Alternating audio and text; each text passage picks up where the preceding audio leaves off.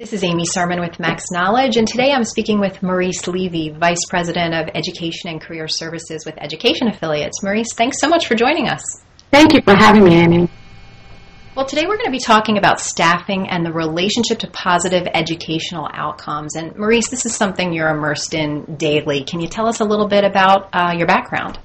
Sure. I actually got interested in staffing and human development as really an undergraduate. I have a bachelor's degree in psychology.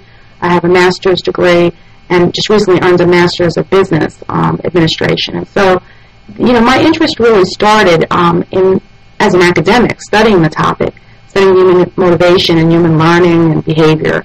But I also worked for some companies where staffing was probably one of the most important things they stressed. I worked for McDonald's. I worked for JCPenney. And, I started working in the career schools in 1988, and right from the beginning was responsible for hiring, training, and developing people. Well, let's start off talking just a little bit about the importance of staff recruitment. It's one of the most critical parts of this whole enterprise. I mean, one of the things I stress to people is that, you really have to position yourself in your own community in terms of the hiring. You have to make people aware that you're looking for faculty. It's not just running an ad. It's a constant process of even keeping people involved and engaged in the school and the local community and getting to know people in the community in those fields that you teach. I really believe in the more applicants we can possibly get for a faculty position, the better we can make a selection and the best choice for the students that we can make. So recruitment is a key part of the process. Can you tell us a little bit more about the educational staff and the key and importance in that? Well, the faculty are just really the drivers for success in this in the field. One of the things I've always said to people is that the students are in front of admissions and in terms of financial aid, for what, 2, 3, maybe 4 hours. But if you really think about it, a student is in front of the faculty could be 700 hours. For a lot of our schools, the programs are 1,000 hours or 1,500 hours, even 2,500 hours. The faculty has enormous influence on students' perceptions, on what they learn, on their sense of the quality of the school. So picking the right faculty is a huge way to ensure your own success. And then once we actually do have a hire, can you talk a little bit about the onboarding process and how that factors in? Absolutely. I remember initially, when I first started, people would hand you a book or, show you where the copy room is, give you a roll sheet and say, welcome aboard, your class starts at 6 tonight. And, it's just not right. It's just not the right way. We talk about student orientation and how, it's critical to success of the students. That's the same for faculty orientation.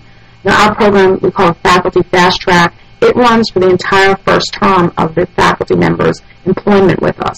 And it really is a series of assignments, readings, projects, under the mentorship of another faculty member that helps the teacher become stronger in all the areas that are required for a faculty member. But it also makes the faculty understand our educational philosophy and our approach to our students so that they understand where we're coming from. Great. And then maybe once we're at evaluation time, how does that factor in?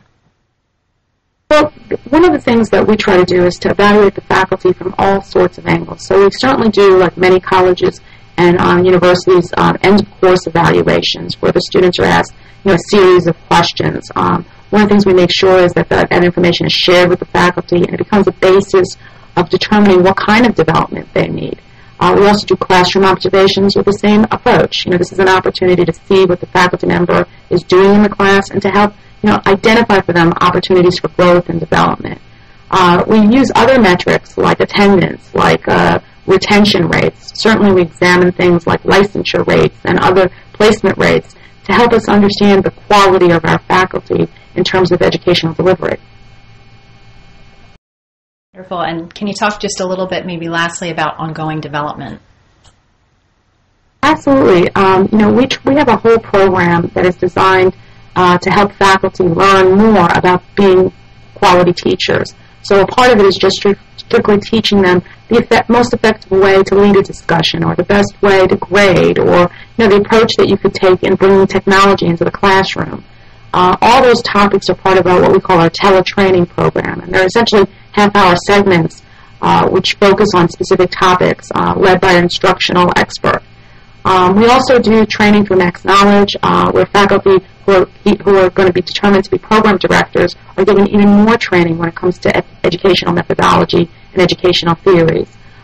We do a lot of training with our faculty on advising, which is really basically the nature of the relationship between the teacher and the student, and how to best influence student behavior, and how to best work with adults, deal with people from diverse populations.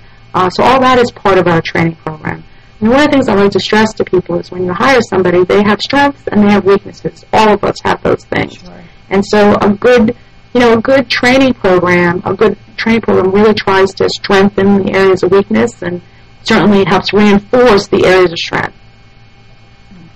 Excellent point. And Maryse, I know we could go in depth so much more into each one of these components that we've talked about. Our time is short, but thank you so much for your insights into this very interesting topic. Thank you very much, Amy.